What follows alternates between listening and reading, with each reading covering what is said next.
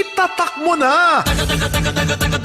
Yes, mga kasama, maing adlaw, pag-usab, kanatong tanan, welcome diri karon sa atong pagpanghatag og brand new radio set gikan diri sa ato sa DXDCRM Davao. Alangad to sa mga suki na to bagating paminaw nga ato maabtan baga kasama nga nagpaminaw sa atong sibihanan. Di ata baga kasama tagbalay karon ato yung gipagawas baga kasama nga ri silang tugaran kay para maklaro na to baga kasama tinuod na yun nga suki na to nga paminaw atong sampiton. Ayo!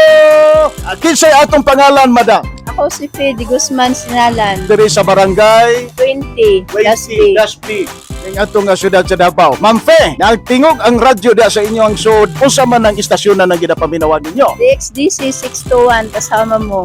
Di basta-basta kumplito, di masata masaaga na oy. Permanente gyud mo na papinaw, Ma'am Fe. Permanente kaayo, sir. Bidabi, ngano man gyud nga nagapaminawan ma'am imo pamilya sa ato aga sibihanan. Unsa man gyud naas DXDC? Mga labas na balita, mga drama. Wow, di basta-basta. Oh. Malingaw gyud kas drama siguro, ma'am, no? Makalimot kas problema. Kini akong suliran, hindumanan, o Di basta-basta. Kana ganin pag alas 9, nagulyat. Yes, oo. Ako ang iyong pasultiyo. Kana gyud mao gyud na gyud ang nisulti gyud nga nag-number 1 gyud ta Madam Fe.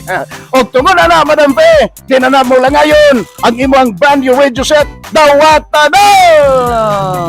Gidawat na gyud. Woo! Unya kini si Ma'am Fe, solar ni siya niya, pwede ning battery, pwede po siya pang electric, okay? Para gyud nga tulog gyud ka pamagi, pakapabinaw ka gyapon sa ato ang mga drama ug balita sa DXDCRM Davao. Unsa masulti ni Ma'am Fe? Salamat kayo sa DXDC 621 kasama mo. Di basta-basta kanunay kasama mo gyud sa kalipay o kining kakasakit. Ako ni Radyo Mandudong Ren Lubosbog Tatat Arimen. 621 sa radyo mo.